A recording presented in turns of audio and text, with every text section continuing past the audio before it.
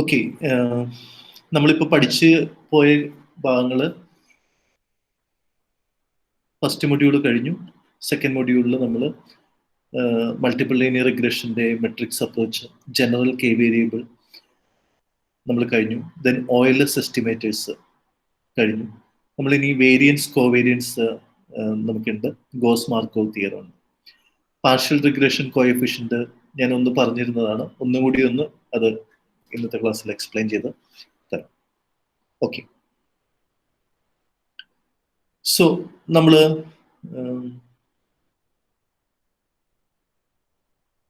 കഴിഞ്ഞ ക്ലാസ്സുകളായിട്ട് പഠിച്ചത് ഈ ഒരു ഇക്വേഷൻ്റെ ഡെറിവേഷൻ, അതായത് OLS എസ്റ്റിമേറ്റേഴ്സിന്റെ ഡെറിവേഷൻ ആണ് നമ്മൾ കഴിഞ്ഞ ക്ലാസ്സിലായിട്ട് പഠിച്ചത്.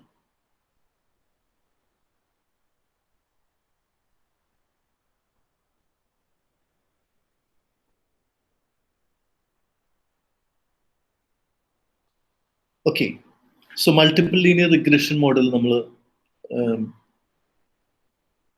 പറയുമ്പോൾ റിയൽ വേൾഡിലെ നമ്മളൊരു റിഗ്രഷൻ അനാലിസിസ് നടത്തുന്നത് യൂഷ്വലി മൾട്ടിപ്പിൾ ലീനിയർ റിഗ്രഷൻ മോഡലായിരിക്കും. കാരണം ഒരു ഡിപ്പെൻഡന്റ് വേരിയബിളിനെ ഒന്നിലധികം ഇൻഡിപെൻഡന്റ് വേരിയബിൾസ് സ്വാധീനിക്കാറുണ്ട്. ഇപ്പോൾ ഉദാഹരണം പറയുമ്പോൾ നമ്മൾ മുൻ ക്ലാസ്സുകളിൽ പറഞ്ഞതാണ്, ഈ കൺസംഷൻ ഇൻകം എക്സാമ്പിൾ നമ്മൾ പറയുമ്പോൾ കൺസംഷനെ സ്വാധീനിക്കുന്നത് ഇൻകം മാത്രമാവണം എന്നില്ല, മറ്റു പല ഫാക്ടേഴ്സും കൺസംഷനെ സ്വാധീനിക്കാം. നമ്മൾ റിയൽ വേൾഡിൽ നമ്മുടെ കൺസംഷനെ കുറിച്ച് ഒന്ന് ആലോചിച്ച് നോക്കുക. നമ്മുടെ കൺസംഷനെ സ്വാധീനിക്കുന്നത് നമ്മുടെ കൈവശമുള്ള ഇൻകം തീർച്ചയായിട്ടും ഒരു മേജർ ഡിറ്റർമിനന്റ് ആണ്. പക്ഷെ അത് മാത്രമല്ല, മറ്റു പല ഫാക്ടേഴ്സും സ്വാധീനിക്കാം. നമ്മുടെ ഫാമിലിയുടെ സൈസ് സ്വാധീനിക്കാം, ഹൗസ് ഹോൾഡ് കൺസംഷൻ ആണെങ്കിൽ. അതല്ലെങ്കിൽ നമ്മുടെ geography, location of house hold, urban area ആണോ റൂറൽ ഏരിയ ആണോ, നമ്മൾ വാങ്ങാൻ പോകുന്ന പ്രൊഡക്റ്റിന്റെ ടൈപ്പ്, നേച്ചർ, ലക്ഷറി ആണോ ബേസിക് ആണോ കംഫർട്ട്സ് ആണോ, പിന്നെ പല കാര്യങ്ങൾ. അതുപോലെ വെൽത്ത് ഓഫ് ദ ഫാമിലി, ഇൻകവും വെൽത്തും നമുക്ക് ഡിഫറൻഷിയേറ്റ് ചെയ്യാൻ പറ്റുമെങ്കിൽ വെൽത്ത് ഓഫ് ദ ഫാമിലി അതൊരു എക്സാമ്പിളായിട്ട് നമുക്ക് മറ്റൊരു ഫാക്ടർ, കൺസംഷൻ സ്വാധീനിക്കുന്ന ഫാക്ടറായിട്ട് നമുക്ക് എടുക്കാം. ഇപ്പോൾ ഒരു മൾട്ടിപ്പിൾ ലീനിയർ റിഗ്രഷൻ മോഡൽ എന്ന് പറയുന്നത് നമ്മൾ നേരത്തെ ഓൾറെഡി പറഞ്ഞു, ഒന്നിലധികം ഇൻഡിപെൻഡന്റ് വേരിയബിൾസ് ഉണ്ടെങ്കിലാണ് നമ്മൾ മൾട്ടിപ്പിൾ ലീനിയർ റിഗ്രഷൻ മോഡലാവുന്നത്. ഇനി നമ്മൾ ഇവിടെ പഠിക്കുന്നത്, നമ്മുടെ ഈ ടെക്സ്റ്റ് ബുക്കിൽ നമ്മളിപ്പോൾ പഠിക്കുന്നത് ബേസ് ആയിട്ടുള്ള മൾട്ടിപ്പിൾ ലീനിയർ റിഗ്രഷൻ മോഡലാണ്. അതായത് സ്റ്റാർട്ടിങ് മൾട്ടിപ്പിൾ ലീനിയർ റിഗ്രഷൻ മോഡലാണ്. ഒന്നിൽ കൂടുതൽ എന്ന് പറയുമ്പോൾ രണ്ട് ഇൻഡിപെൻഡന്റ് വേരിയബിൾ മാത്രം നമ്മൾ എടുക്കുകയാണെങ്കിൽ then it is the 3 variable regression model. നമ്മൾ 3 വേരിയബിൾ റിഗ്രഷൻ മോഡലിന്റെ OLS എസ്റ്റിമേറ്റേഴ്സിനെയാണ് നമ്മൾ തൊട്ട് മുൻപത്തെ ക്ലാസ്സിൽ കാൽക്കുലേറ്റ് ചെയ്തത്. അതായത് β1ഉം β2ഉം β3 ക്യാപ്. അതെങ്ങനെയാണ് ഡിറൈവ് ചെയ്യുന്നത്, അതിന്റെ ഇക്വേഷൻ എങ്ങനെയാണ് ഫോം, അത് എന്താണ് അതിന്റെ ലോജിക്ക്, β1 ക്യാപ്, β2 ക്യാപ്, β3 ക്യാപ്. ഇതാണ് നമ്മൾ കഴിഞ്ഞ ക്ലാസ്സിലൊക്കെ പഠിച്ചത്. അപ്പോൾ ഒരു ഇൻഡിപെൻഡന്റ് വേരിയബിളും കൂടി കൂടുകയാണ്. ഇപ്പൊ നമ്മൾ 2 ഇൻഡിപെൻഡന്റ് വേരിയബിൾ എടുത്ത് മൂന്നാമത്തെ ഒരു ഇൻഡിപെൻഡന്റ് വേരിയബിളും കൂടി അവിടെ വരികയാണെങ്കിൽ ഈ ഇക്വേഷൻ ആയിരിക്കില്ല, ടോട്ടലി ഡിഫറെന്റ് ഇക്വേഷൻസ് ആയിരിക്കും. പക്ഷെ അതിന്റെ ലോജിക്ക് എല്ലാം സെയിം ആണ്, പക്ഷെ അതിന്റെ എസ്റ്റിമേറ്റർ എന്ന് പറയുന്നത് തീർച്ചയായും ഡിഫറെന്റ് ആയിരിക്കും. ഇപ്പൊ നമ്മൾ മൾട്ടിപ്പിൾ ലീനിയർ റിഗ്രഷൻ മോഡലിന്റെ 3 വേരിയബിൾ മോഡൽ മാത്രമേ നമ്മൾ പഠിക്കുന്നുള്ളൂ. ആ 3 വേരിയബിൾ ആണ് ഇവിടെ നമ്മൾ എഴുതിയിരിക്കുന്നത്. yi is equal to β1 plus, ഇത് PRF ആണ്, പോപ്പുലേഷൻ റിഗ്രഷൻ ഫംഗ്ഷൻ ആണ്. yi is equal to β1 plus β2 x2y. x2y എന്ന് പറയുന്നത് ഫസ്റ്റ് ഇൻഡിപെൻഡന്റ് വേരിയബിൾ ആണ്. പിന്നെ 2 എഴുതാൻ കാരണം ഞാൻ ഓൾറെഡി പറഞ്ഞിട്ടുണ്ട്, നമ്മൾ ബീറ്റയ്ക്ക് 2 കൊടുക്കുന്നത് കൊണ്ട് അതിന് ഒരു പറയാൻ എളുപ്പത്തിന് വേണ്ടി ആണ് നമ്മളിവിടെ β2 x2y എന്ന് പറയുന്നത്, β3 x3y. അപ്പൊ 2 ഇൻഡിപെൻഡന്റ് വേരിയബിളും ഒരു ഡിപെൻഡന്റ് വേരിയബിൾ. ഇതാണ് 3 വേരിയബിൾ റിഗ്രഷൻ മോഡൽ. ദെൻ ഇത് സ്റ്റോക്കാസ്റ്റിക് വേരിയബിൾ ആണെന്ന് അറിയാം. അതായത് ഈ 2 ഇൻഡിപെൻഡന്റ് വേരിയബിൾ ഒഴിച്ച് വൈനെ സ്വാധീനിക്കുന്ന മറ്റു ഫാക്ടേഴ്സിന്റെ റെപ്രസെന്റ് ചെയ്യുന്നതാണ് UI എന്ന് പറയുന്നത്. ഓക്കെ, ഇനി ഈ യു ഐയുടെ ഇമ്പാക്റ്റ് ആക്ച്വലി വരുന്നത് β1 ഇന്റർസെപ്റ്റിലായിരിക്കും.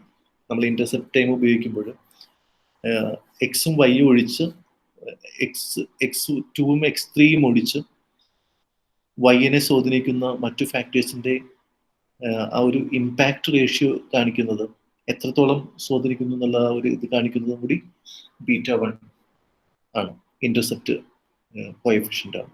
അതുകൊണ്ടാണ് നമ്മൾ ഇന്റർസെപ്റ്റ് കോഎഫിഷ്യന്റ് അവിടെ ഉപയോഗിച്ചിരിക്കുന്നത്. അതായത് എക്സ് ടുവും എക്സ് ത്രീയും 0 ആണെങ്കിൽ മിനിമം വൈ എത്രയാണ്, അതാണ് β1 എന്ന് പറയുന്നത്. ഓക്കെ, ഈ രണ്ട് സ്ലോപ്പ് കോഎഫിഷ്യന്റുകളെ നമ്മൾ പാർഷ്യൽ റിഗ്രഷൻ കോഎഫിഷ്യൻസ് എന്നാണ് വിളിക്കുക, β1 β2.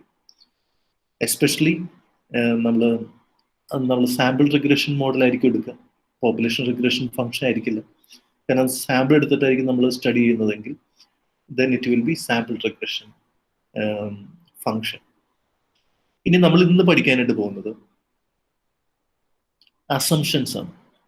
അപ്പോൾ നമ്മൾ ഓൾറെഡി അസംഷൻസ് പഠിച്ചതുകൊണ്ട് ഇവിടെ ഫർദർ ആയിട്ട് നമ്മൾ ആ സെയിം അസംഷൻസുകളൊക്കെ തന്നെ ഇവിടെയും ബാധകമാണ്. കാരണം എന്താണെന്ന് വെച്ച് കഴിഞ്ഞാൽ OLS മെത്തഡാണ്, ഓർഡിനറി ലീസ്റ്റ് സ്ക്വയേഴ്സ് ആണ് നമ്മൾ പഠിക്കുന്നത്. അപ്പോൾ ഒരു 2 വേരിയബിൾ റിഗ്രഷൻ മോഡലിന്റെ പല കാര്യങ്ങളിലും എക്സ്റ്റൻഷൻ ആണ് മൾട്ടിപ്പിൾ ലീനിയർ റിഗ്രഷൻ മോഡൽ. ഒരു തുടർച്ചയാണ്, അതല്ലെങ്കിൽ ഒരു എക്സ്റ്റൻഷൻ ആണ്. അതുകൊണ്ട് ബേസിക് ആയിട്ടുള്ള നമ്മൾ നേരത്തെ പഠിച്ച ബേസിക് ആയിട്ടുള്ള കാര്യങ്ങളെല്ലാം തന്നെ അതിൻ്റെ 3 വേരിയബിൾ ആകുമ്പോൾ വരുന്ന വേരിയേഷൻസ് ഒഴിച്ച് മറ്റു ബേസിക് ആയിട്ടുള്ള ഐഡിയാസ് എല്ലാം ഒരു കണ്ടിന്യൂറ്റി നമുക്ക് ഇവിടെ കാണാനായിട്ട് പറ്റും. നമുക്ക് ഇവിടെ നോക്കാം. നമ്മൾ ആദ്യത്തെ അസംഷൻസ്, അപ്പൊ ക്ലാസിക്കൽ ലീനിയർ റിഗ്രഷൻ മോഡലാണ് നമ്മൾ പഠിക്കുന്നത്. ക്ലാസിക്കൽ ലീനിയർ റിഗ്രഷൻ മോഡലാണ് നമ്മൾ നേരത്തെ പഠിച്ചിരുന്നത്, 2 വേരിയബിൾ റിഗ്രഷൻ മോഡൽ. അപ്പോൾ ഇവിടുത്തെ അസംഷൻസ് നമുക്ക് നോക്കാം. എന്തൊക്കെയാണ് അസംഷൻസ്? ഒന്നാമത്തത് 0 mean value of UI. 0 mean value of UI, ഇത് നമ്മൾ എവിടെ പഠിച്ചിട്ടുണ്ട്? നമ്മൾ 2 വേരിയബിൾ റിഗ്രഷൻ മോഡലിന്റെ അസംഷൻ, ക്ലാസിക്കൽ അസംഷൻസും പഠിച്ചിട്ടുണ്ട്. നമ്മളവിടെ 10 ക്ലാസിക്കൽ അസംഷൻസ് പഠിച്ചിട്ടുണ്ട്, 10 അസംഷൻസ്. അപ്പോൾ എന്തൊക്കെയാണ് നമ്മൾ ഇത് ഓൾറെഡി നമ്മൾ പഠിച്ചിരുന്നതാണ്. 0 മീൻ വാല്യൂ ഓഫ് UI. അപ്പൊ നമ്മൾ എങ്ങനെ എഴുതുക? അത് expected value of UI given x2i x3i is equal to 0.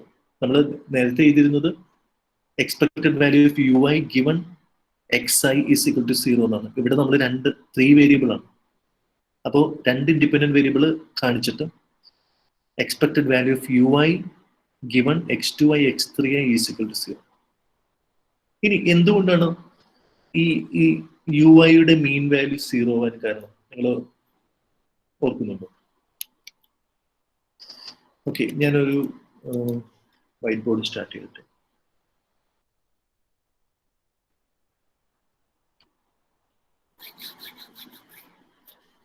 അപ്പോൾ ഫസ്റ്റ്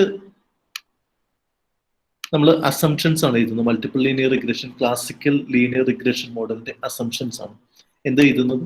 ആദ്യത്തെ എഴുതിയത് expected value of UI given x2i x3i.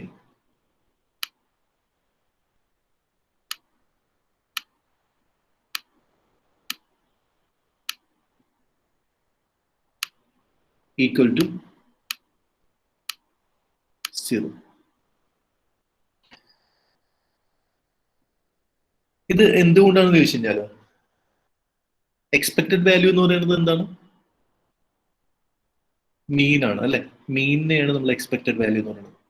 Sigma U എന്തായിരിക്കും? സിഗ്മ UI എന്തായിരിക്കും?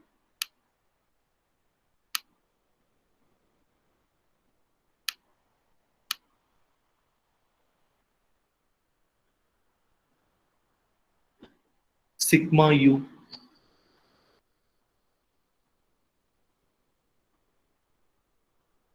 നിങ്ങൾ ഇതുവരെ ഒരു പ്രോബ്ലം ചെയ്ത് നോക്കിയിട്ടില്ല അല്ലെ? നമുക്കൊരു സിമ്പിൾ പ്രോബ്ലം അടുത്ത ക്ലാസ്സിൽ ഒന്ന് ചെയ്ത് നോക്കാം. അപ്പൊ നിങ്ങൾക്ക് കുറച്ചും കൂടി അതിന്റെ ഒരു ലോജിക്ക് മനസ്സിലാവുമെന്ന് എനിക്ക് തോന്നുന്നു.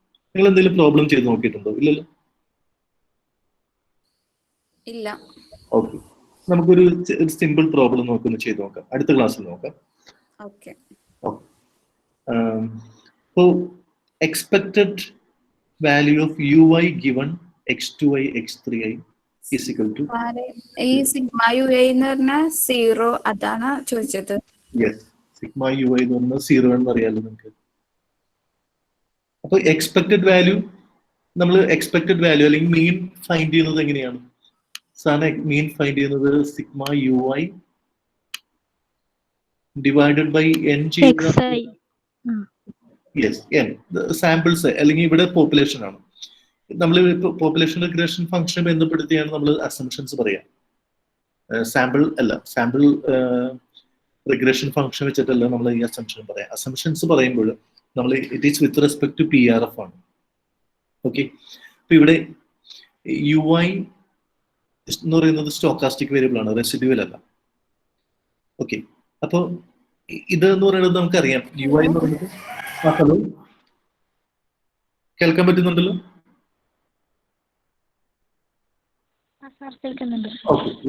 അപ്പൊ ഇവിടെ നമ്മൾ ന്യൂമറേറ്റർ 0 എന്നുകൊണ്ട് ഡെഫിനറ്റ്ലി നമുക്ക് ഇവിടുത്തെ ആൻസർ എന്ന് പറയുന്നത് 0 ആയിരിക്കും, എക്സ്പെക്ടഡ് വാല്യൂ എന്ന് പറയുന്നത്. അപ്പൊ expected value of ui given x2i and x3i, x2iയും x3iയും തന്നിരുന്നാൽ ഉണ്ടാവുന്ന യുഐയുടെ എക്സ്പെക്ടഡ് വാല്യൂ എന്ന് പറയുന്നത് 0 ആണ്. ഈ ui എന്താന്ന് നിങ്ങൾക്ക് അറിയാലോ? ui എന്താണ്? yi മൈനസ് നമ്മൾ beta 1 minus beta 2 x2i minus beta 3 x3i. ഇതാണ് ui എന്ന് പറയുന്നത്. അതായത് നമുക്ക് ഇങ്ങനെയും എഴുതാം, yi minus expected value of y given x2i x3i.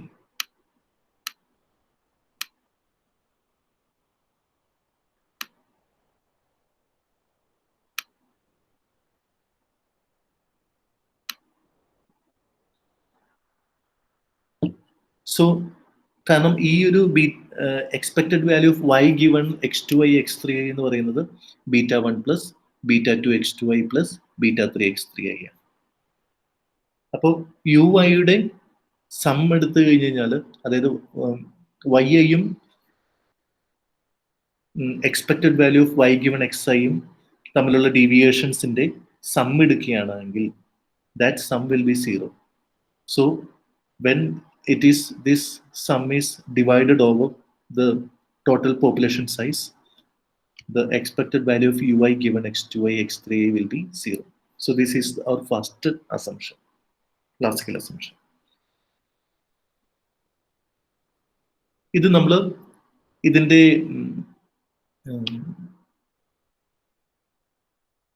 To variable regression മോഡലിൽ നമ്മൾ ഇതിന്റെ ലോജിക് എങ്ങനെയാണെന്ന് പഠിച്ചിട്ടുണ്ട്. സോ ഇവിടെ നമ്മൾ അതിന് റിപ്പീറ്റ് ചെയ്യുന്നില്ല. നിങ്ങൾ ടു വേരിയബിൾ റിഗ്രഷൻ മോഡലിന്റെ അസംഷൻസിലേക്ക് ഒന്ന് നിങ്ങളുടെ ക്ലാസ് നോട്ട്സ് ഒക്കെ ഒന്ന് മറിച്ച് നോക്കി കഴിഞ്ഞ് കഴിഞ്ഞാൽ നമ്മൾ അതിന്റെ ഡെറിവേഷൻസ് എല്ലാം അവിടെ കാണിച്ചിട്ടുണ്ട്, ഈ പറഞ്ഞ പല കാര്യങ്ങളുടെയും. സോ രണ്ടാമത്തെ അസംഷനിലേക്ക് പോവുകയാണ്.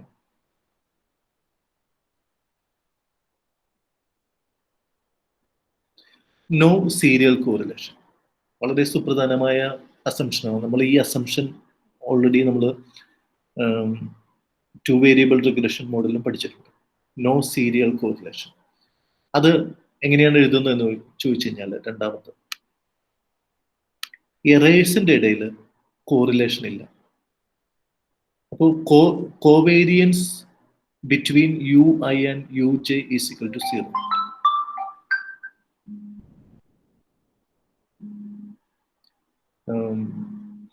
covariance between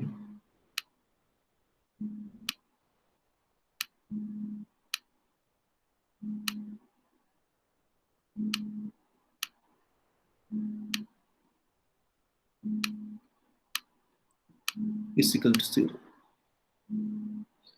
and I is not is equal to j. ഒരു കണ്ടീഷൻ വെക്കുന്നുണ്ട്, ഐയും ജെയും ഈക്വൽ അല്ല,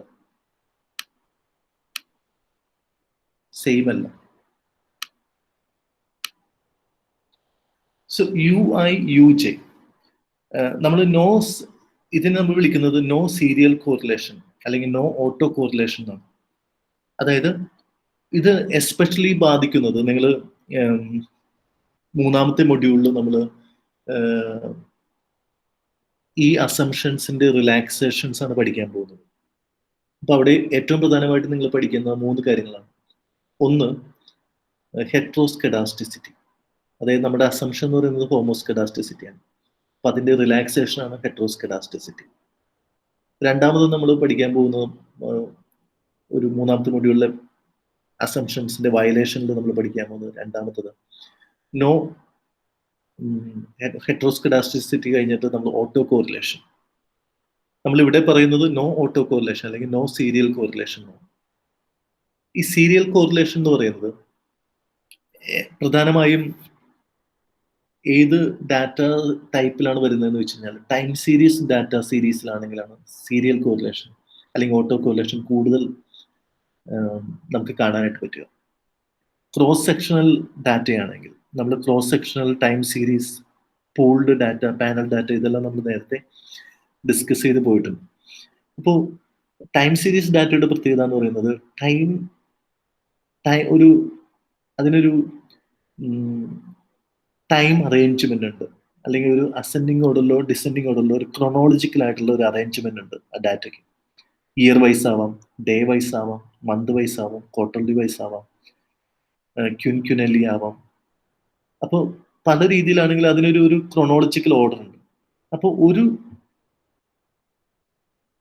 ഒരു വേരിയബിളിന്റെ ഇന്നത്തെ വാല്യൂ എന്ന് പറയുന്നത് തൊട്ട് മുൻപത്തെ വാല്യൂവിനെ ഡിപ്പെൻഡ് ചെയ്തിരിക്കും. അപ്പോൾ GDP of the present year may depend on GDP of the past year, or inflation in the present year may depend on inflation in the past year, or the stock price in today's stock price may depend on yesterday's stock price.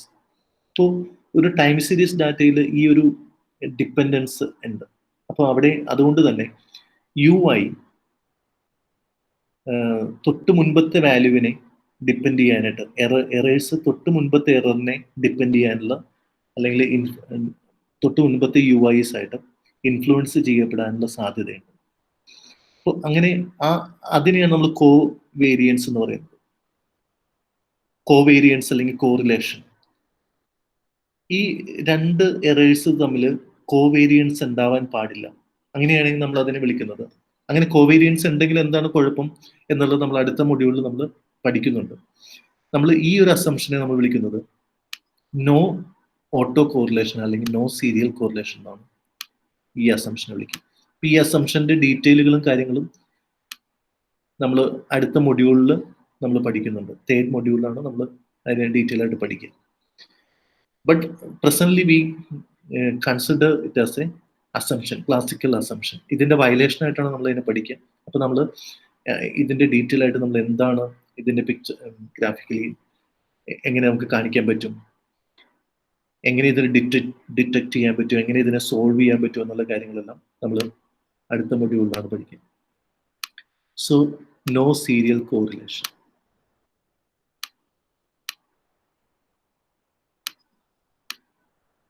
ഇത് നമ്മൾ എന്തിൽ പറഞ്ഞിട്ടുണ്ട്? 2 variable regression model പഠിച്ചപ്പോഴും classical അസംഷനിൽ നമ്മൾ no serial correlation പഠിച്ചിരുന്നു. ഇനി അടുത്ത അസംഷൻ ഹോമോസ്കെഡാസ്റ്റിസിറ്റി. ഹോമോസ്കെഡാസ്റ്റിസിറ്റി ഇത് നമ്മൾ ഗ്രാഫിന്റെ സഹായത്തോടു കൂടി എല്ലാം കാണിച്ചിട്ടുണ്ട്. ഓക്കെ, നിങ്ങൾക്ക് 2 വേരിയബിൾ റിഗ്രഷൻ മോഡൽ ഇത് പഠിച്ച ഏരിയ കാണണോ ഒന്നുകൂടി?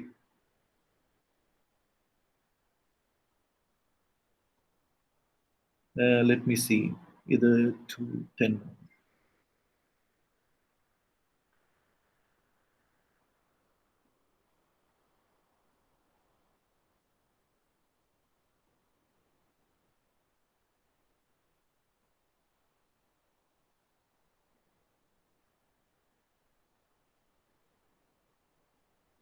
ഇല്ല, നമ്മൾ ഇതിന് മുൻപാണ് പഠിച്ചത്.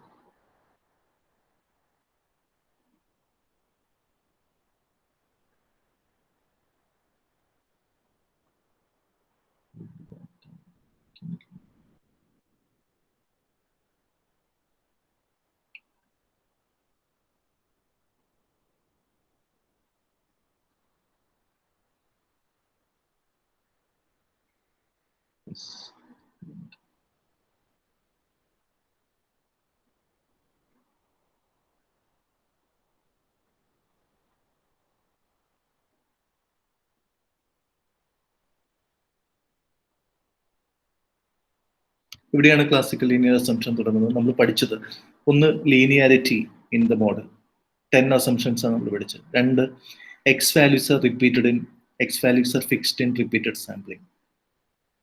0 mean value of disturbance time, expected value of ui given xi is equal to 0. നമ്മളിപ്പോൾ പഠിക്കുന്നത് expected value of ui given x2i x3i is equal to 0. ഇതാണ് അതിൻ്റെ ഒരു പ്രൂഫായിട്ട് നമ്മൾ കാണിച്ചത്. യുഐസ് പോസിറ്റീവ്സും നെഗറ്റീവ്സും ഉണ്ട്, അതിനെ സം ചെയ്യുമ്പോഴും നമുക്ക് 0 ആയിരിക്കും കിട്ടുക. Homoscedasticity or equal variance of ui, ഇതാണ് നമ്മൾ ആ ഈക്വൽ വേരിയൻസ് കാണിക്കുന്നത്. അതിൻ്റെ സ്പ്രെഡ്, എക്സ് നേരെയുള്ള യുഐസിൻ്റെ സ്പ്രെഡും x2iന് നേരെയുള്ള യുഐസിൻ്റെ സ്പ്രെഡും xi നേരെയുള്ള യുഐയുടെ സ്പ്രെഡും, ആ സ്പ്രെഡിനെയാണ് നമ്മൾ, അല്ലെങ്കിൽ സ്പ്രെഡ് ഓവർ ദ മീനിനെയാണ് നമ്മൾ വേരിയൻസ് എന്ന് വിളിക്കുക. That will be equal. So ഇതാണ് ഹെറ്ററോസ്കെഡാസ്റ്റിസിറ്റി കാണിക്കുന്നത്.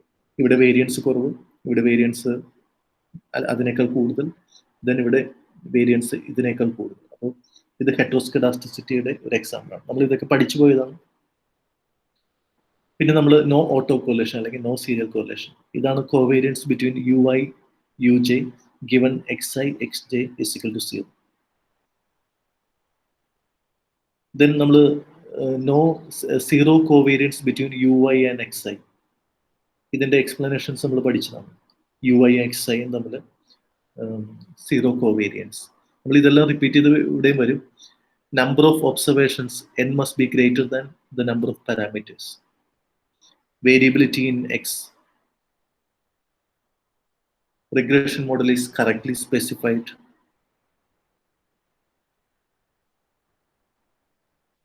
and there is no perfect multicollinearity. ഇത് ചാപ്റ്റർ 7 ഡിസ്കസ് ചെയ്യുമെന്നാണ് പറയുന്നത്. അതായത് ചാപ്റ്റർ 7 ആണ് നമ്മളിപ്പോൾ പഠിക്കുന്നത്. കാരണം മൾട്ടിപ്പിൾ ലീനിയർ റിഗ്രഷൻ മോഡലാണ് പെർഫെക്റ്റ് മൾട്ടിക്കോളിനിയാരിറ്റി എന്നുള്ള ഇഷ്യൂ വരികയുള്ളൂ. അപ്പോൾ നമ്മൾ ഇത്രയും കാര്യങ്ങൾ ഞാൻ അന്ന് പഠിപ്പിച്ചു പോയ, അതായത് 2 വേരിയബിൾ റിഗ്രഷനിൽ പഠിപ്പിച്ചു പോയ അസംഷൻസ് ആണ് ഇപ്പോൾ ഒന്നുകൂടി കാണിച്ചിരിക്കുന്നത്. ഇവിടെ നോക്കാം. ഇതാണ് നമ്മളിപ്പോൾ പഠിക്കുന്നത്. അപ്പോൾ 0 മീൻ വാല്യൂ ഓഫ് ui നമ്മൾ പറഞ്ഞു, നോ സീരിയൽ കോറിലേഷൻ നമ്മൾ പറഞ്ഞു, ഹോമോസ്കെഡാസ്റ്റിസിറ്റി അടുത്ത പ്രധാനപ്പെട്ട ഒരു അസംഷൻ, ക്ലാസിക്കൽ അസംഷനാണ് ഹോമോസ്കെഡാസ്റ്റിസിറ്റി.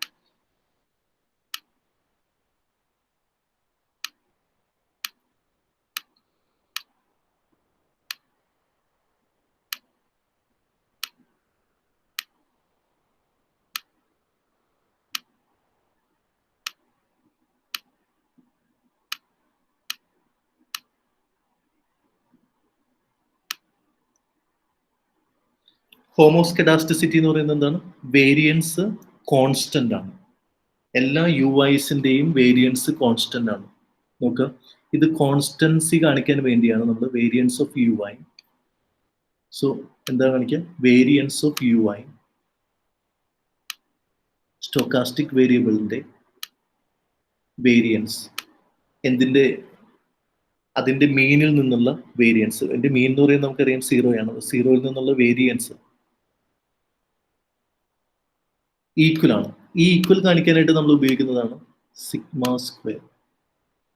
ഇതാണ് വേരിയൻസ് ആയിട്ട് ഉപയോഗിക്കുന്നത്. ഇനി ഹെറ്ററോസ്കെഡാസ്റ്റിസിറ്റി ആണെങ്കിൽ നമ്മൾ എന്താ കാണിക്കാൻ പോവാന്ന് വെച്ച് കഴിഞ്ഞാൽ, വേരിയൻസിന്റെ താഴെ ഒരു സബ്സ്ക്രിപ്റ്റ് i കാണിക്കും. ഈ i കാണിക്കുന്നത് 1 to n number of variance ഉണ്ടെന്നാണ്. ഇത് i ഇല്ലെങ്കിൽ അതിന്റെ അർത്ഥം എന്താണ്? ഒരൊറ്റ വേരിയൻസേ ഉള്ളൂ എന്നാണ്. അപ്പൊ ഹെറ്ററോസ്കെഡാസ്റ്റിസിറ്റി ആണ് കാണിക്കുന്നതെങ്കിൽ അതിന് നമ്മൾ ഉപയോഗിക്കുന്നത് അതിനൊരു സബ്സ്ക്രിപ്റ്റ് io അല്ലെങ്കിൽ to ഉപയോഗിക്കും. ക്രോസ് സെക്ഷണൽ ഡാറ്റ ആണെങ്കിൽ ഐ ഉപയോഗിക്കും, ടൈം സീരീസ് ഡാറ്റ ആണെങ്കിൽ നമ്മൾ ടി ഉപയോഗിക്കും. സോ ഇത് കാണിക്കുന്നത് there are n number of variance, ഓരോ യു ഐയുടെ നേരെയും ഓരോ വേരിയൻസ് ഉണ്ടെന്നാണ് കാണിക്കുന്നത്.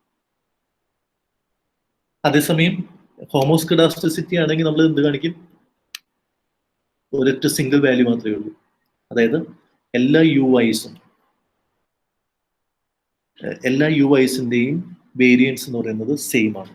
അപ്പോൾ ഇതൊരു നമ്മുടെ ഒരു അസംഷനാണ്. ഹോമോസ്കഡാസ്റ്റിസിറ്റി എന്ന് പറയുന്നത് ഒരു അസംഷനാണ്. ഈ അസംഷൻസിന്റെ ബേസിലാണ് നമ്മൾ OLSനെ best linear unbiased estimator blue എന്ന് വിളിക്കുന്നത്. ഈ അസംഷൻസ് വയലേറ്റ് ചെയ്യപ്പെടുകയാണെങ്കിൽ നമ്മുടെ OLS estimators β1 cap, β2 cap, β3 cap estimators അത് ബെസ്റ്റ് ലീനിയർ അൺബയസ്ഡ് എസ്റ്റിമേറ്റർ ആവില്ല. അപ്പൊ അതുകൊണ്ടാണ് നമ്മൾ ഈ അസംഷൻസിന്റെ പുറത്താണ് OLSനെ മറ്റു മെത്തേഡുകളിൽ നിന്ന് ഫൈൻഡ് ചെയ്യുന്ന എസ്റ്റിമേറ്റേഴ്സിനേക്കാൾ. നമുക്കറിയാം OLSന് പുറമെ മാക്സിമം ലൈക്ലിഹുഡ് എന്നുള്ള മെത്തേഡുകളുണ്ട്, വേറെ പല മെത്തേഡുകളുണ്ട് എസ്റ്റിമേറ്റേഴ്സിനെ ഫൈൻഡ് ചെയ്യാനായിട്ട്. സാമ്പിൾ റിഗ്രഷൻ ഫംഗ്ഷൻ, നമ്മൾ ഒരു മെത്തേഡ് മാത്രമേ പഠിക്കുന്നുള്ളൂ, ദാറ്റ് ഈസ് OLS. അപ്പോൾ ഈ ഒരു മെത്തേഡ് എന്തുകൊണ്ട് ഏറ്റവും ബെസ്റ്റ് ആവുന്നു എന്ന് പറഞ്ഞു കഴിഞ്ഞാൽ മറ്റുള്ള മെത്തേഡുകൾക്ക് ബെസ്റ്റ് ആവുന്നു എന്നുള്ള ഈ അസംഷൻസിന്റെ ബേസിലാണ് നമ്മളിത് പറയുന്നത്. അപ്പൊ ഈ കാര്യങ്ങളെല്ലാം ഉണ്ടെങ്കിൽ മാത്രമേ നമ്മൾ കളക്ട് ചെയ്യുന്ന ഡാറ്റയെ ബേസ് ചെയ്തിട്ടാണ് നമ്മൾ ഇതിനെ പറയാം. നമ്മൾ കളക്ട് ചെയ്തിരിക്കുന്ന ഡാറ്റ സീരിയൽ കോറിലേഷൻ ഇല്ലാത്തായിരിക്കണം, ഹോമോസ്കഡാസ്റ്റിസിറ്റി ഉണ്ടാവണം, എററിന്റെ എക്സ്പെക്റ്റഡ് വാല്യൂ എന്ന് പറയുന്നത് 0 ആയിരിക്കണം. ഇതാണ് 3 അസംഷൻസ് നമ്മൾ പറഞ്ഞത്. ഇനി നാലാമത്തതെന്ന് പറയുന്നത് 0 covariance between UI and each XI. നമ്മൾ ഇവിടെ നേരത്തെ നമ്മൾ ഇങ്ങനെ മോഡൽ എഴുതുമ്പോൾ മോഡൽ ഒന്ന് ആദ്യം തന്നെ മോഡൽ എഴുതിയിട്ടേക്കാം. That is YI is equal to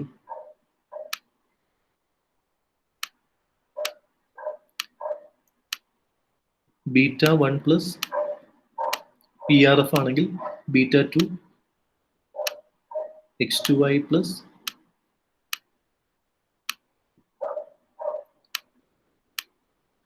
β3 X3I plus UI. ഇതാണ് PRF, പോപ്പുലേഷൻ റിഗ്രഷൻ ഫംഗ്ഷൻ. അപ്പോൾ അടുത്ത അസംഷൻ എന്താണ്? ഈ UIയും മറ്റു XI വാല്യൂസും തമ്മിൽ കോറിലേഷൻ ഇല്ല. കോറിലേഷൻ എന്ന് പറയുന്നത് നിങ്ങൾ നോക്കണം, ഒന്ന് ഈ വേരിയബിൾസിന്റെ ഇടയിൽ ലീനിയർ അസോസിയേഷൻ ഉണ്ടെങ്കിലാണ് നമ്മൾ കോറിലേഷൻ ഉണ്ട് അല്ലെങ്കിൽ കോവേരിയൻസ് ഉണ്ട് എന്ന് പറയുന്നത്. ലീനിയർ അസോസിയേഷൻ എന്ന് പറയുന്നത് ഒന്ന് വർദ്ധിക്കുമ്പോൾ മറ്റേത് വർദ്ധിക്കുക, ഒന്ന് കുറയുമ്പോൾ മറ്റേത് കുറയുക, അല്ലെങ്കിൽ ഒന്ന് വർദ്ധിക്കുമ്പോൾ മറ്റേത് കുറയുക, ഓപ്പോസിറ്റ് ആവാം, ഡയറക്റ്റ് ആവാം റിലേഷൻസ്. പക്ഷെ അതിന്റെ അർത്ഥം എന്ന് പറയുന്നത് ലീനിയർ അസോസിയേഷൻ എന്ന് പറയുന്നത് ആ അസോസിയേഷൻ പെർഫെക്റ്റ് ആവുമ്പോൾ. അങ്ങനെയാണെങ്കിൽ നമ്മൾ ഈ രണ്ടെണ്ണം ഉപയോഗിക്കേണ്ട കാര്യമില്ല, രണ്ടും പരസ്പരം ഇൻഡിപെൻഡന്റ് ആയിട്ട് നിൽക്കണം എന്നതാണ് ഈ ഒരു OLS ഇക്വേഷന്റെ അർത്ഥം. കാരണം ഈ പാർഷ്യൽ കോഎഫിഷ്യന്റുകളാണ് ഇതെല്ലാം കാണിക്കുന്നത്. ഈ പാർഷ്യൽ കോഎഫിഷ്യന്റിന്റെ മീനിങ് എന്ന് പറയുന്നത് ഇതിന്റെ മാത്രം ഇൻഫ്ലുവൻസ് ആണ് ഈ പാർഷ്യൽ കോഎഫിഷ്യന്റ് കാണിക്കുന്നത്. β2 എന്ന് പറയുന്നത് ഇത് Yയിൽ സ്വാധീനിക്കുന്ന ഇതിന്റെ മാത്രം ഇൻഫ്ലുവൻസ് ആണ്. ബാക്കി എല്ലാത്തിനെയും നമ്മൾ കോൺസ്റ്റന്റ് ആയിട്ട് അസ്യൂം ചെയ്തുകൊണ്ടാണ്, കോൺസ്റ്റന്റ് ആയിട്ട് നിർത്തിക്കൊണ്ട് X2വിന്റെ മാത്രം ഇൻഫ്ലുവൻസ് ആണ് നമ്മൾ ഈ β2 കാണിക്കുന്നത്. β3 കാണിക്കുന്നത് X3യുടെ മാത്രം ഇൻഫ്ലുവൻസ് ആണ് Yന്റെ മേലുള്ള. അപ്പൊ ഇതിന്റെ ഇടയിൽ ലീനിയർ അസോസിയേഷൻ അല്ലെങ്കിൽ UI ഇതിനെ സ്വാധീനിക്കുന്നുണ്ടെങ്കിൽ ഇതിന്റെ മാത്രം ഇൻഫ്ലുവൻസ് ആയിരിക്കില്ല ഈ β2 കാണിക്കുന്നത്, ഇതിന്റെയും ഇൻഫ്ലുവൻസ് കാണിക്കും. അതുകൊണ്ടാണ് നമ്മൾ ഇതിന്റെ ഇടയിൽ ലീനിയർ അസോസിയേഷൻ ഇല്ല അല്ലെങ്കിൽ കോവേരിയൻസ് ഇല്ല എന്ന് അസ്യൂം ചെയ്യുന്നത്. കാരണം ഈ പാർഷ്യൽ കോഎഫിഷ്യന്റുകൾ അതല്ലെങ്കിൽ അതിനൊരു മീനിങ് ഉണ്ടാവില്ല. കാരണം X2വിന്റെ മാത്രം ഇൻഫ്ലുവൻസ് ആണ് നമ്മൾ β2 കൊണ്ട് കാണിക്കുന്നത്. അപ്പോൾ UI X2വിനെ സ്വാധീനിക്കുകയാണെങ്കിൽ β2വിൽ X2വിന്റെ മാത്രം ഇൻഫ്ലുവൻസ് അല്ല വരിക, UIയുടെ ഇൻഫ്ലുവൻസും കയറി വരും. അതുകൊണ്ടാണ് നമ്മൾ അസ്യൂം ചെയ്യുന്നത് UIയും X2Iയും തമ്മിൽ കോവേരിയൻസ് ഉണ്ടാവാൻ പാടില്ല. അപ്പോൾ അടുത്ത നാലാമത്തെ അസംഷനായിട്ട് ഈ അസംഷൻസ് നമ്മൾ ഓൾറെഡി 2 വേരിയബിൾ റിഗ്രഷൻ മോഡലിന്റെ എക്സ്റ്റൻഷൻ ആണ്. നമ്മൾ അവിടെ പറഞ്ഞിരിക്കുന്ന അതേ കാര്യങ്ങൾ തന്നെയാണ് ഇത്രയും നേരം പറഞ്ഞത്. Zero covariance between ui and x2y and നമുക്ക് നാലാമത്തെ എഴുതാം.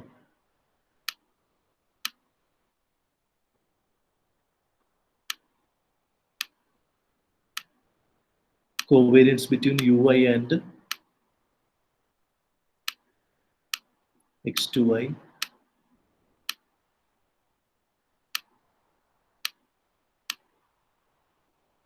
covariance between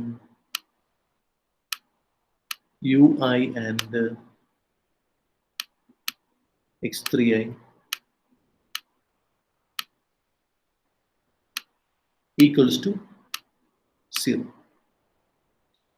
So there is no covariance between x2i and ഈ x2iയും uiയും തമ്മിലോ x3iയും uiയും തമ്മിലോ ഒരു കോവേരിയൻസ് ഇല്ല, എല്ലാം ഇൻഡിപെൻഡന്റ് ആണ്. അതാണ് നാലാമത്തെ അസംഷൻ എന്ന് പറയുന്നത്. Okay, what is the fifth one? No specification bias. എന്താണ് സ്പെസിഫിക്കേഷൻ ബയസ്? നമ്മൾ നേരത്തെ പഠിച്ചിട്ടുണ്ട്. സ്പെസിഫിക്കേഷൻ ബയസ് എന്ന് പറയുന്നത് ഒന്ന് ഫങ്ഷണൽ ഫോം തിരഞ്ഞെടുക്കുന്നതിൽ വരുന്ന തെറ്റാവാം സ്പെസിഫിക്കേഷൻ ബയസ്. അപ്പൊ നോ സ്പെസിഫിക്കേഷൻ ബയസ് അതിന്റെ അർത്ഥം നമ്മൾ കറക്റ്റ് ഫങ്ഷണൽ ഫോമാണ് തിരഞ്ഞെടുത്തിരിക്കുന്നത്. No specification bias. Model is correctly specified. എങ്ങനെയെല്ലാം കറക്റ്റ്ലി സ്പെസിഫൈഡ് ആണ്? ഒന്ന്, നമ്മൾ തിരഞ്ഞെടുക്കുന്ന ഫോം, ഫങ്ഷണൽ ഫോം കറക്റ്റ് ആണ്. എന്തൊക്കെയാണ് ഫങ്ഷണൽ ഫോം നമുക്ക് അറിയാവുന്നത്? Linear function. Okay, linear functional form നിങ്ങൾക്ക് അറിയാം. പിന്നെയോ? Non linear. Non linear. Non linear ഏതൊക്കെയാണ്?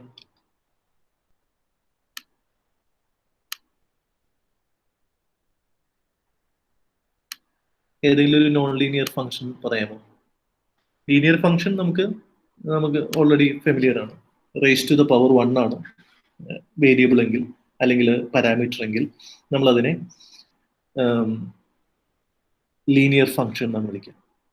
അപ്പോൾ റേസ് ടു ദ പവർ 1 അല്ല, അത് 2ഓ 3ഓ ഒക്കെ ആകുകയാണെങ്കിൽ നമ്മൾ അതിനെ എന്ത് വിളിക്കും? നോൺ ലീനിയർ എന്ന് വിളിക്കും.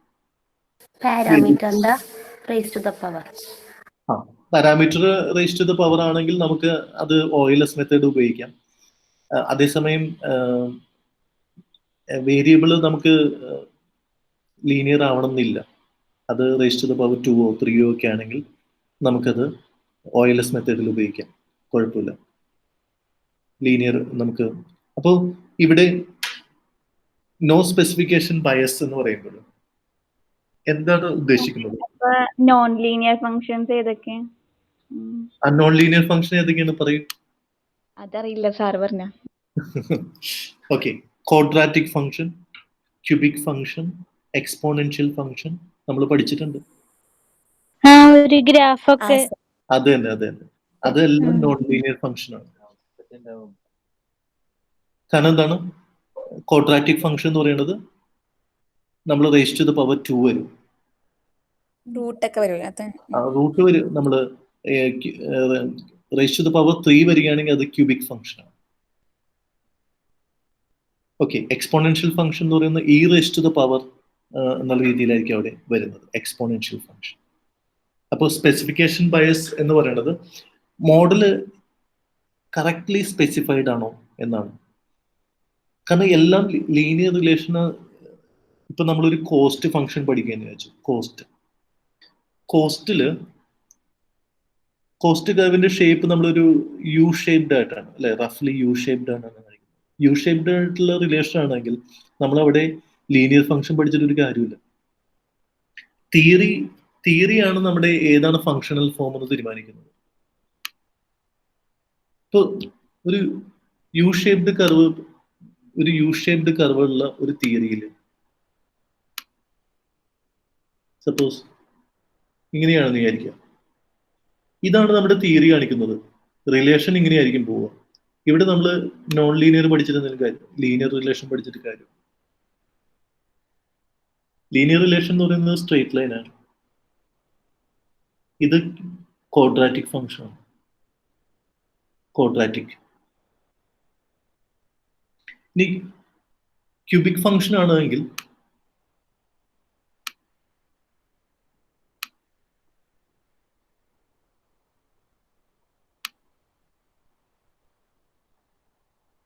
ഈ ഒരു ഫംഗ്ഷണൽ ഇതായിരിക്കും അതിനൊരു ഗ്രാഫിക്കൽ റെപ്രസെന്റേഷൻ. ഇങ്ങനെയാണ് ഒരു തിയറിറ്റിക്കൽ ആയിട്ടുള്ള റിലേഷൻ എങ്കിൽ ഇവിടെ നമ്മൾ ലീനിയർ ഫംഗ്ഷൻ പഠിച്ചുകൊണ്ട് എന്തെങ്കിലും കാര്യമുണ്ട്. കാരണം ഇതിലെ പോയിന്റുകളെല്ലാം ഈ രണ്ട് പോയിന്റിൽ മാത്രമേ ഈ റിലേഷൻ സാധൂകരിക്കപ്പെടുന്നുള്ളൂ. ബാക്കിയുള്ള എല്ലാ പോയിന്റും ഇതായിട്ട് യാതൊരു ബന്ധമില്ലാത്തതാണ്. അപ്പൊ ഇവിടത്തേക്ക് വാല്യൂസ്, ഇവിടുത്തെ ആക്ച്വൽ വാല്യൂ YI വാല്യൂസും XI വാല്യൂസും ഒക്കെ കിടക്കുന്നത് ഇങ്ങനെയായിരിക്കും കിടക്കുക. ആക്ച്വൽ YI വാല്യൂസ് ഒക്കെ കിടക്കുന്നത്. നമ്മളിപ്പോ ബെസ്റ്റ് ഫിറ്റ് ലൈൻ വരയ്ക്കുന്നത് ലീനിയർ ആണെങ്കിൽ ഇതിന് ബെസ്റ്റ് ഫിറ്റ് ചെയ്യും actual YIs. Best fit line വേറെ ഭാഗത്തു കൂടി പോകും. അതായത് ബെസ്റ്റ് ഫിറ്റ് ലൈൻ ഇതിനെ ബെസ്റ്റ് ഫിറ്റ് ചെയ്തൊക്കെ വരച്ചു കഴിഞ്ഞാൽ കിട്ടുന്നതായിരിക്കും ഈ ലീനിയർ. പക്ഷെ അവിടുത്തെ എറേഴ്സ് വളരെ ഹ്യൂജ് ആയിരിക്കും. അപ്പോൾ എറേഴ്സിനെ മിനിമൈസ് ചെയ്യുക എന്ന് പറയുന്നതാണ് നമ്മുടെ ലക്ഷ്യം എന്ന് പറയുന്നത്. എങ്കിലാണ് അതിന്റെ പ്രെഡിക്റ്റീവ് കപ്പാസിറ്റി ഏറ്റവും, ആ മോഡലിന്റെ പ്രെഡിക്റ്റീവ് കപ്പാസിറ്റി ഏറ്റവും നന്നാവുകയുള്ളൂ. അപ്പോൾ നോ സ്പെസിഫിക്കേഷൻ ബയസ് എന്ന് പറയുന്നത് ഫങ്ഷണൽ ഫോം കൃത്യമാണോ? ഒന്ന്. രണ്ട്, വേറൊരു സ്പെസിഫിക്കേഷൻ ബയസ് വരാം. രണ്ട്, നമ്മൾ മോഡലിൽ ഉൾപ്പെടുത്തിയിരിക്കുന്ന ഇൻഡിപെൻഡന്റ് വേരിയബിൾസ് അത് ആക്ച്വലി റെലവെന്റ് ആണ്. അടുത്ത സ്പെസിഫിക്കേഷനാണ് നമ്മൾ മോഡലിൽ ഉൾപ്പെടുത്തിയിരിക്കുന്ന ഇൻഡിപെൻഡന്റ് വേരിയബിൾസ് എത്രത്തോളം റെലവെന്റ് ആണ്. നമ്മളെല്ലാം എല്ലാ റെലവെന്റ് ആയിട്ടുള്ള സിഗ്നിഫിക്കന്റ് ആയിട്ടുള്ള ഇൻഡിപെൻഡന്റ് വേരിയബിൾസ് നമുക്ക് ഉൾപ്പെടുത്താൻ പറ്റിയോ, അല്ലെങ്കിൽ നമ്മൾ ഏതെങ്കിലും വിട്ടുപോയോ? അപ്പോൾ ഇത് ഏതെങ്കിലും ഒരു സിഗ്നിഫിക്കന്റ് ആയിട്ടുള്ള ഒരു ഇൻഡിപെൻഡന്റ് വേരിയബിൾ നമ്മൾ വിട്ടുപോയെന്ന് വിചാരിച്ചു. വിട്ടുപോയെങ്കിൽ യുടെ ഇമ്പാക്ട് വളരെ വലുതായിരിക്കും. കാരണം അതിന്റെ ഇമ്പാക്ട് വരുന്നത് UI ആണ് റെപ്രസെന്റ് ചെയ്യുന്നത്. അതിന്റെ കോഎഫിഷ്യന്റ് വരുന്നത് β1-ലാണ്. അപ്പോൾ ഈ ഇമ്പാക്റ്റുകൾ ഒരു സിഗ്നിഫിക്കന്റ് ആയിട്ടുള്ള വേരിയബിൾ നമ്മൾ വിട്ടുപോയി കഴിഞ്ഞാൽ അവിടെയും നമുക്ക് ഈ സ്പെസിഫിക്കേഷൻ ബയസ് ഉണ്ടാവും. പിന്നെ മറ്റൊരു കാര്യം എന്ന് പറയുന്നത് നമ്മൾ ഇറലവന്റ് ആയിട്ടുള്ള എന്തെങ്കിലും വേരിയബിൾ ഉൾപ്പെടുത്തിയിട്ടുണ്ടോ, അതും സ്പെസിഫിക്കേഷൻ ബയസ് ആണ്.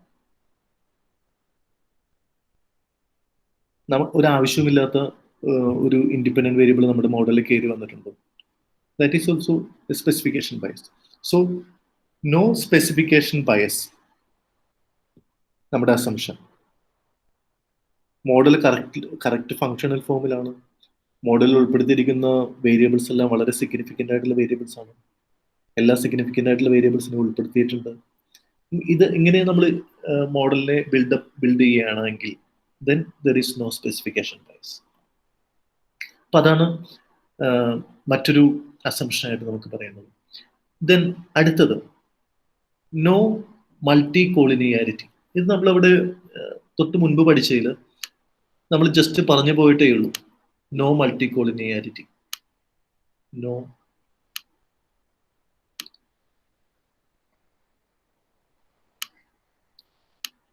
മൾട്ടി കോളിനിയാരിറ്റി പറയുമ്പോഴും നോ പെർഫെക്റ്റ് മൾട്ടി കോളിനിയാരിറ്റി എന്ന് പറയണം. So here is a perfect multi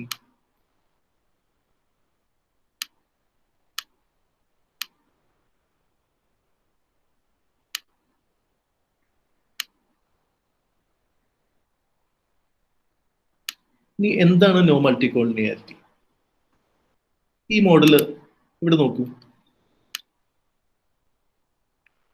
multi collinearity പ്രസക്തമാവുന്നത് മൾട്ടിപ്പിൾ ലീനിയർ റിഗ്രഷൻ മോഡലിൽ മാത്രമാണ്. എന്താണ് മൾട്ടി കോളിനിയാരിറ്റി? ഒന്നിൽ കൂടുതൽ ഇൻഡിപെൻഡന്റ് വേരിയബിൾ ഉണ്ടെങ്കിൽ ആ ഇൻഡിപെൻഡന്റ് വേരിയബിൾസിന്റെ ഇടയിൽ ഇവിടെ രണ്ട് ഇൻഡിപെൻഡന്റ് വേരിയബിൾ ഉണ്ട്, അപ്പോഴാണ് മൾട്ടിപ്പിൾ ലീനിയർ റിഗ്രഷൻ മോഡൽ ആവുന്നത്. ഒന്നിൽ കൂടുതൽ ഇൻഡിപെൻഡന്റ് വേരിയബിൾസ് ഉണ്ടെങ്കിൽ ആ ഇൻഡിപെൻഡന്റ് വേരിയബിൾസിന്റെ ഇടയിൽ ലീനിയർ അസോസിയേഷൻ ഉണ്ടാവാൻ പാടില്ല, കോറിലേഷൻ ഉണ്ടാവാൻ പാടില്ല. അത് ഇൻഡിപെൻഡന്റ് ആയിരിക്കണം. അത് ഇൻഡിപെൻഡന്റ് ആണ് എങ്കിൽ then it means there is no perfect multicollinearity. നമ്മൾ പ്രാക്ടിക്കലായിട്ട് നമ്മളൊരു പ്രോബ്ലം ചെയ്യുമ്പോൾ തിയറിറ്റിക്കലായിട്ടാണ് ഈ നമ്മൾ നോ മൾട്ടിക്കോളിനിയാരിറ്റി പറയാം. പ്രാക്ടിക്കലായിട്ട് നമ്മളൊരു 2 ഇൻഡിപെൻഡന്റ് വേരിയബിൾ എടുക്കുകയെന്ന് വിചാരിച്ചു. ഇൻകം വെൽത്ത് കൺസംഷനെ സ്വാധീനിക്കുന്ന 2 ഇൻഡിപെൻഡന്റ് വേരിയബിൾ ആയിട്ട് നമ്മൾ ഇൻകവും വെൽത്തും എടുത്തു. there is no perfect multicollinearity. അതായത് ഇൻകവും വെൽത്തും ക്വയറ്റ് ഇൻഡിപെൻഡന്റ് ആയിട്ട് നമുക്ക് പറയാൻ പറ്റും. അതിൻ്റെ ഇടയിൽ ഒരു അസോസിയേഷൻ ഉണ്ടാവും. മറ്റൊരു നമ്മുടെ ജോഗ്രഫിക്കൽ ലൊക്കേഷൻ എടുത്തോളൂ. ഇൻകവും ജോഗ്രഫിക്കൽ ലൊക്കേഷനും അർബൻ ഏരിയ. യൂഷ്വലി നമുക്ക് അവിടെ ഒരു ലീനിയർ അസോസിയേഷൻ, ഒരു some degree of linear association നമുക്ക് എസ്റ്റാബ്ലിഷ് ചെയ്യാം. അതായത് അർബൻ ഏരിയയിലുള്ളവരുടെ ഇൻകം പൊതുവെ കൂടുതലായിരിക്കും എന്നുള്ള രീതിയിൽ നമുക്ക് പറയാം. എക്സെപ്ഷൻസ് ഉണ്ട്, പക്ഷെ നമുക്ക് അവിടെ ഒരു ലീനിയർ അസോസിയേഷൻ ഉള്ള ഒരു പോസിബിലിറ്റി ഉണ്ട്. പെർഫെക്റ്റ് അല്ല. എന്താണ് അപ്പൊ ലീനിയർ അസോസിയേഷൻ എന്ന് പറയുന്നത്? രണ്ടും തമ്മിൽ ഒരു റിലേഷൻ ഉണ്ട്. ആ റിലേഷൻ ഉണ്ടെങ്കിൽ എന്താ കുഴപ്പം? x2ഉം x3യും റിലേറ്റഡ് ആണെങ്കിൽ x2നെ x3 സ്വാധീനിക്കും. ഇപ്പൊ ഇത് കൺസംഷൻ ആണെന്ന് വിചാരിക്കാം, വൈ കൺസംഷൻ. ഇത് ഇൻകം ആണെന്ന് വിചാരിക്കാം, ഇത് വെൽത്ത് ആണെന്ന് വിചാരിക്കാം. ഓക്കെ, ഈ β2 എന്താണ് കാണിക്കുന്നത്? ഇൻകത്തിന്റെ മാത്രം എഫക്റ്റ് കൺസംഷൻ. അതുകൊണ്ടാണ് ഇതിനെ നമ്മൾ എന്ത് വിളിക്കുന്നത്? Partial coefficient, partial regression coefficient. β3 എന്താ കാണിക്കുന്നത്? വെൽത്തിന്റെ മാത്രം ഇമ്പാക്ട് ഓൺ കൺസംഷൻ. ഓക്കെ, ഇനി എന്തുകൊണ്ട് പെർഫെക്റ്റ് മൾട്ടിക്കോളിനിയാരിറ്റി പാടില്ല? x2ഉം x3യും പെർഫെക്റ്റ് മൾട്ടിക്കോളിനിയർ ആണെന്ന് പറഞ്ഞു കഴിഞ്ഞാൽ ഇതിലുണ്ടാവുന്ന ഒരു മാറ്റം അതിന് തത്തുല്യമായ മാറ്റം ഇതിലുണ്ടാക്കും. ഇതിലൊരു കുറവുണ്ടായാൽ, അല്ലെങ്കിൽ വെൽത്തിലൊരു കുറവുണ്ടായാൽ ഉടൻ തന്നെ ഇൻകത്തിലൊരു കുറവുണ്ടാവുന്നുണ്ടെങ്കിൽ തത്തുല്യമായ, അല്ലെങ്കിൽ വെൽത്തിലൊരു വർധനവുണ്ടായാൽ ഇൻകവും അതോടൊപ്പം തന്നെ തത്തുല്യമായി വർദ്ധിക്കുകയാണ്. അതാണ് പെർഫെക്റ്റ് ലീനിയർ അസോസിയേഷൻ. ആ മാഗ്നിറ്റ്യൂഡ് പെർഫെക്റ്റ് ആണ്. അങ്ങനെയാണെങ്കിൽ പിന്നെ ഈ രണ്ടെണ്ണത്തിന്റെ ആവശ്യമില്ല. ഈ രണ്ടെണ്ണത്തിന് പകരം ഒരെണ്ണം ഉപയോഗിച്ചാണ്. കാരണം ഈ β2ന് ഇപ്പൊ വെൽത്ത് ഇൻക്രീസ് ചെയ്യുന്നു വിചാരിച്ചു. വെൽത്ത് ഇൻക്രീസ് ചെയ്യുമ്പോൾ ഇൻകവും ഇൻക്രീസ് ചെയ്യുന്നുണ്ടെങ്കിൽ, ഇൻകം ഇൻക്രീസ് ചെയ്യുകയാണെങ്കിൽ അതിന്റെ അർത്ഥം എന്ന് പറയുന്നത് β3 ഈ വെൽത്തിന്റെ ഇൻഫ്ലുവൻസ് ഓൺ കൺസംഷൻ നമുക്ക് പറയുമ്പോൾ ഇൻകത്തിന്റെ ഇമ്പാക്റ്റിന്റെ അകത്ത് വെൽത്തിന്റെ ഇമ്പാക്റ്റും കയറി വരും. അതായത് ഈ β2ന്റെ അകത്ത് ഈ വെൽത്തിന്റെ ഇൻഫ്ലുവൻസും കയറി വരും. അപ്പൊ ഈ ലീനിയർ റിഗ്രഷൻ മോഡലിന്റെ അടിസ്ഥാന ആശയം തന്നെ ഇവിടെ നഷ്ടപ്പെടുകയാണ്. എന്താണ്? ഇൻഡിപെൻഡന്റ് ആയിട്ടുള്ള ഇൻഫ്ലുവൻസിനെയാണ് നമ്മൾ റിഗ്രഷൻ മോഡലിൽ അളക്കാൻ പറ്റുക. അതുകൊണ്ട് നമ്മൾ അസ്യൂം ചെയ്യുന്നു there is no perfect multicollinearity between independent variables. അപ്പൊ നോ മൾട്ടിക്കോളിനിയാരിറ്റി എന്തുകൊണ്ട് 2 വേരിയബിൾ റിഗ്രഷൻ മോഡൽ പറഞ്ഞില്ല എന്ന് വെച്ച് കഴിഞ്ഞാൽ അവിടെ അതിന് പ്രസക്തിയില്ല. കാരണം 2 ഇൻഡിപെൻഡന്റ് വേരിയബിൾ ഉണ്ടെങ്കിൽ മാത്രമേ, 2ഓ അതിൽ കൂടുതലും ഇൻഡിപെൻഡന്റ് വേരിയബിൾ ഉണ്ടെങ്കിൽ മാത്രമേ ഈ മൾട്ടിക്കോളിനിയാരിറ്റി എന്ന് പറയുന്ന ഇഷ്യൂ വരുന്നുള്ളൂ. ഒരു ഇൻഡിപെൻഡന്റ് വേരിയബിൾ ആണെങ്കിൽ മറ്റൊരു ഇൻഡിപെൻഡന്റ് വേരിയബിൾ ആയിട്ട് അവിടെ വേറൊരു ഇൻഡിപെൻഡന്റ് വേരിയബിൾ ഇല്ല അസോസിയേഷൻ നടത്താനായിട്ട്. സോ അതുകൊണ്ട് 2 വേരിയബിൾ റിഗ്രഷൻ മോഡലിൽ നമ്മൾ അതിനെക്കുറിച്ച് വളരെ ഡീറ്റെയിൽ ആയിട്ട് പറഞ്ഞില്ല. ഇനി ഞാനും ഇതിനെക്കുറിച്ച് അത്ര ഡീറ്റെയിൽ ആയിട്ട് ഇപ്പൊ പറയുന്നില്ല. എന്തുകൊണ്ടാന്ന് വെച്ച് കഴിഞ്ഞാൽ 3rd മൊഡ്യൂളിൽ നമ്മൾ ഇതിനെക്കുറിച്ച് ഡീറ്റെയിൽ ആയിട്ട് പഠിക്കണം. അപ്പൊ ഞാൻ അതിന്റെ ബേസിക് ആയിട്ടുള്ള ഐഡിയ മാത്രമേ ഇപ്പൊ നിങ്ങളുടെ അടുത്ത് പറഞ്ഞിട്ടുള്ളൂ, നോ മൾട്ടിക്കോളിനിയാരിറ്റി എന്നുള്ളത്. 3rd മൊഡ്യൂൾ എടുക്കാൻ നേരത്ത് നമ്മൾ ആ സെക്ഷനിൽ ഇതിനെക്കുറിച്ച് ഡീറ്റെയിൽ ആയിട്ട് 3 കാര്യങ്ങൾ നമ്മൾ വളരെ ഡീറ്റെയിൽ ആയിട്ട് പഠിക്കും. ഒന്ന്, heteroscedasticity, the violation of homoscedasticity. 2, serial correlation, അതല്ലെങ്കിൽ auto correlation, that is a violation of no serial correlation assumption.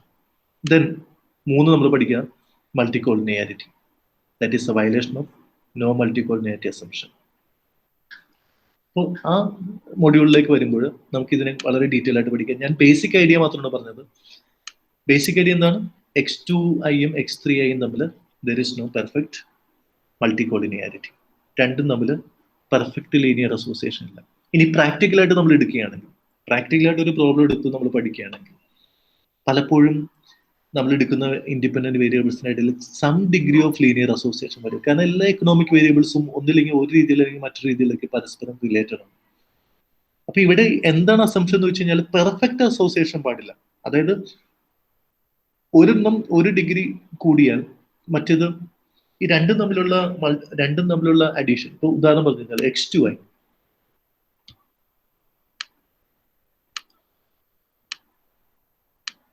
x2i plus 3x3i equal to 0. ഇങ്ങനെ എഴുതുകയാണെങ്കിൽ this is a perfect linear association. കാരണം x2i എന്ന് പറയുന്നത് equal to -3x3.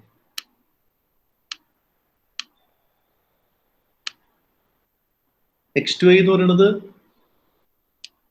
x3i.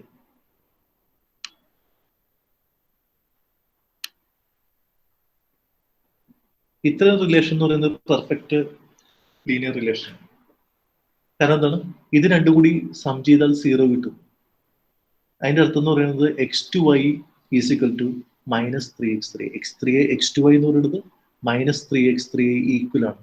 This is perfect linear association. ഇത്തരത്തിലുള്ള ഒരു association പാടില്ല എന്നാണ് നമ്മൾ അസ്യൂം ചെയ്യുന്നത്. So there is no perfect multicollinearity. ഞാൻ ഡീറ്റെയിലേക്ക് പോകുന്നില്ല. എന്തുകൊണ്ടാണെന്ന് വെച്ച് കഴിഞ്ഞാൽ നമ്മൾ അതിനെക്കുറിച്ച് വളരെ ഡീറ്റെയിൽ ആയിട്ട് ഇനി പഠിക്കും. ടെക്സ്റ്റ് ബുക്കിൽ നിങ്ങൾ വായിക്കുകയാണെങ്കിൽ അതിനെക്കുറിച്ച് കുറച്ച് ഡീറ്റെയിൽ ആയിട്ട് ഇവിടെ കാര്യങ്ങൾ തന്നിട്ടുണ്ട്. പക്ഷേ ഇത് നിങ്ങൾ ചാപ്റ്റർ 3rd മൊഡ്യൂളിൽ വളരെ ഡീറ്റെയിൽ ആയിട്ട് പഠിക്കും. ഇനി ഇത് നമ്മൾ ഓൾറെഡി ഇപ്പോൾ പറഞ്ഞതാണ്. Expected value of y given, ഇത് PRF ആണ്. ഈ അസംഷൻസ് ഒന്ന് കംപ്ലീറ്റ് ചെയ്തേക്കട്ടെ. So there is no perfect multicollinearity. ഇനി ഇതിന് പുറമെ മറ്റു ചില അസംഷൻസും കൂടി നമ്മൾ പറഞ്ഞിട്ട് ഇന്നത്തെ ക്ലാസ് തീർക്കുകയാണ്. That is linear in the parameter. Linear in the parameter നമ്മൾ ഓൾറെഡി പറഞ്ഞതാണ്. അതായത് 2 വേരിയബിൾ റിഗ്രഷൻ മോഡൽ നമ്മൾ പറഞ്ഞിട്ടുണ്ട്. അപ്പൊ 7ാമത്തെ ആയിട്ട് നമുക്ക് linear in parameter. Linear in variable ആവണമെന്നില്ല, പക്ഷെ LIP ആവണം. LIV ആയില്ലെങ്കിലും കുഴപ്പമില്ല.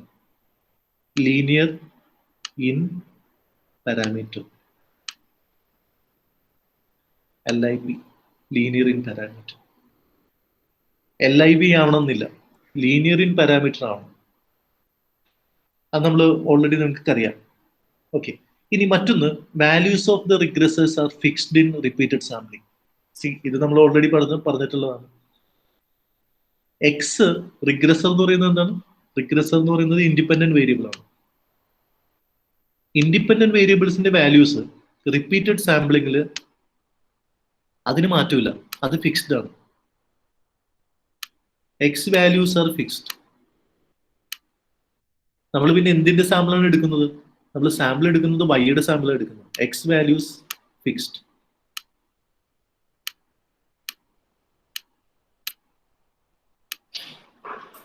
ഇതിലും ചില റിലാക്സേഷൻസ് ഒക്കെ വരും, നമുക്കത് നോക്കാം വഴി. Theoretically X values R fixed. അതായത് ഇൻഡിപെൻഡന്റ് വേരിയബിൾസ് ഫിക്സ്ഡ് ആണ് റിപ്പീറ്റഡ് സാമ്പിളിംഗ്. നമ്മൾ പക്ഷെ ഒരു സാമ്പിളാണ് എടുക്കാറുള്ളത്. നമ്മൾ ഒരു പഠനം നടത്തുമ്പോൾ ഒരു സാമ്പിൾ എടുക്കുകയാണ്, വേറൊരു സാമ്പിൾ കൂടി എടുക്കുകയാണെങ്കിൽ എക്സ് വാല്യൂസ് ഫിക്സ്ഡ് ആയിരിക്കണം. ഓക്കെ, ഇനി അടുത്തത്, there is sufficient degree of variability in the values of regressors. അതായത് എക്സ് വാല്യൂസിന്റെ ഇടയിൽ 9ാമത്തെ എക്സ് വാല്യൂസിന്റെ ഇടയിലെ വേരിയബിലിറ്റി, സഫീഷ്യന്റ് ആയിട്ടുള്ള ഡിഗ്രി ഓഫ് വേരിയബിലിറ്റി എന്നാണ്. നമ്മളിപ്പോ എക്സ് വാല്യൂസ് എന്ന് പറയുന്നത്, ഇപ്പൊ നമ്മൾ ഇൻകം നമ്മളൊരു എക്സ് വാല്യൂ ആയിട്ട് എടുക്കുകയാണ്. ഞാൻ ഇവിടെ നിന്ന് എഴുതിയേക്കട്ടെ. So variability in X.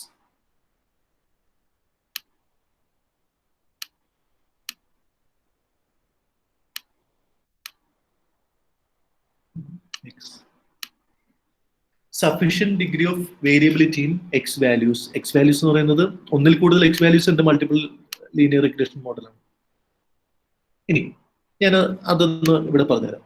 ഇവിടെ നോക്കുക, ഇത് ഇൻകം ആണെന്ന് വിചാരിക്കുക.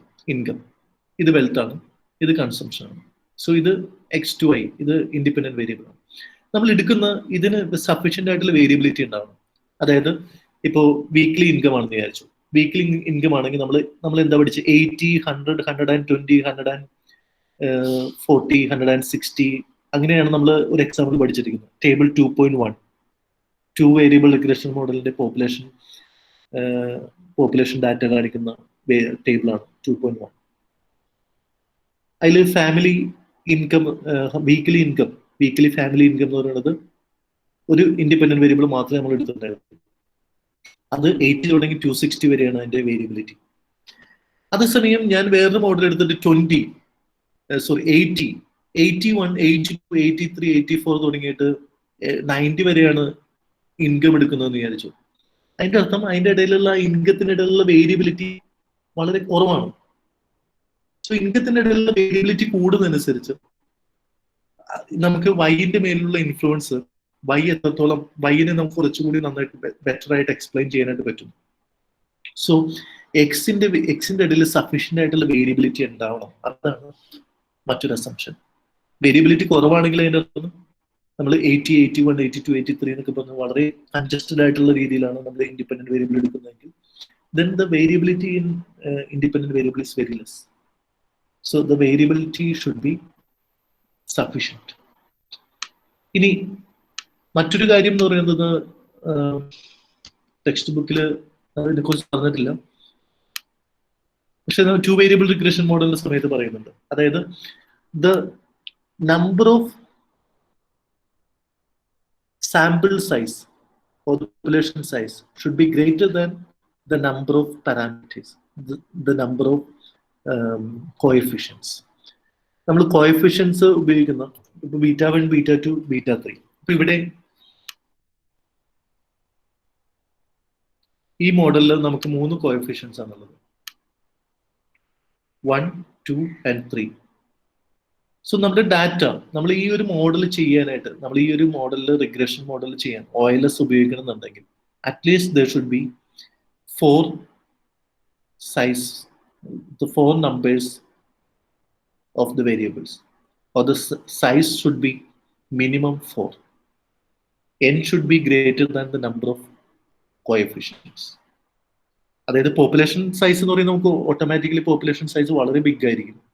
പക്ഷെ the size should be, or if to OLS to be applied, if you want to apply the OLS method, then the N should be greater than the number of coefficients. ഇവിടെയാണെങ്കിൽ 3 ആണ് number of coefficients, അതിനേക്കാൾ greater ആയിരിക്കണം. അപ്പോൾ ഇത്രയും കാര്യങ്ങളാണ് assumptions ആയിട്ട്, classical assumptions ആയിട്ട് നമുക്ക് പറയാനായിട്ടുള്ളത്. So N should be greater than number of parameters, that is k+1.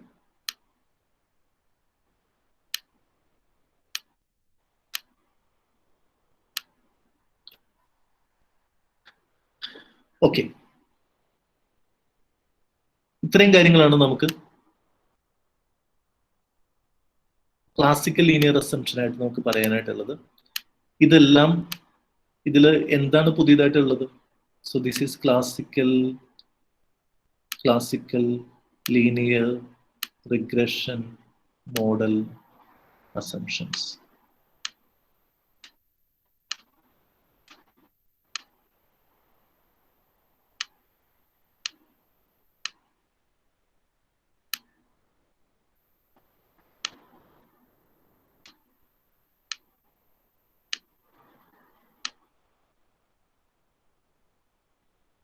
Okay, അപ്പൊ എന്തൊക്കെയാണ് പറഞ്ഞത്?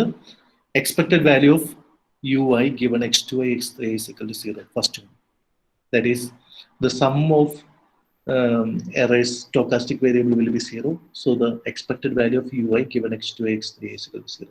ഒന്നാമത്തെ assumption.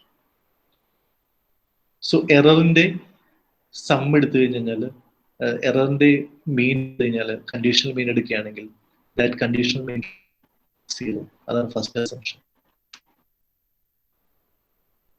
രണ്ടാമത്തത്, എറേഴ്സിന്റെ ഇടയിൽ there is no serial correlation. ഇത് ടൈം സീരീസ് ഡാറ്റയിലാണ് കൂടുതൽ നമ്മൾ കാണുന്നത്. There is no heteroscedasticity or homoscedasticity. ഈ ക്രോസ് സെക്ഷണൽ ഡാറ്റയിലായിരിക്കും ഇത് കൂടുതൽ ഈ ഒരു ഇഷ്യൂ ഉണ്ടാവാൻ സാധ്യതയില്ല. ഹെറ്ററോസ്കെഡാസ്റ്റിസിറ്റി ഇഷ്യൂ കൂടുതലും ക്രോസ് സെക്ഷണൽ ഡാറ്റയിലാണ് നമ്മൾ കാണുന്നത്. ദെൻ മറ്റൊരു കാര്യം എന്ന് പറയുന്നത് UI-യും X2I-യും തമ്മിൽ കോറിലേഷൻ പാടില്ല, കോവേരിയൻസ് ഉണ്ടാവാൻ പാടില്ല.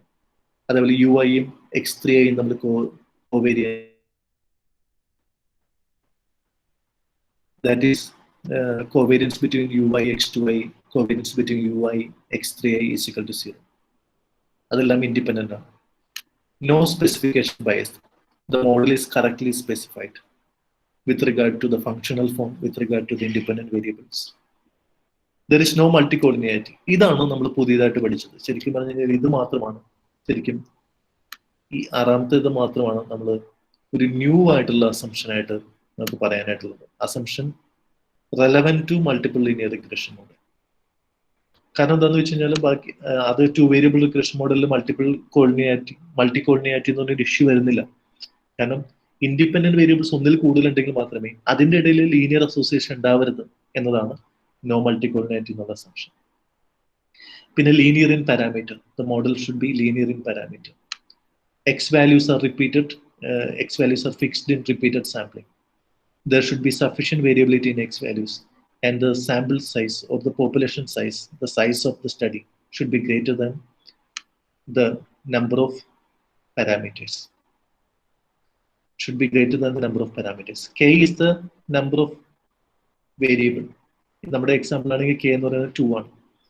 അപ്പോൾ നമ്മുടെ സാമ്പിൾ സൈസ് എന്ന് പറയുന്നത് N should be greater than നമ്മുടെ 2 വേരിയബിൾ റിഗ്രഷൻ മോഡലിൽ 2 ഇൻഡിപെൻഡന്റ് വേരിയബിൾ ആണുള്ളത് plus intercept variable. So N should be greater than 3.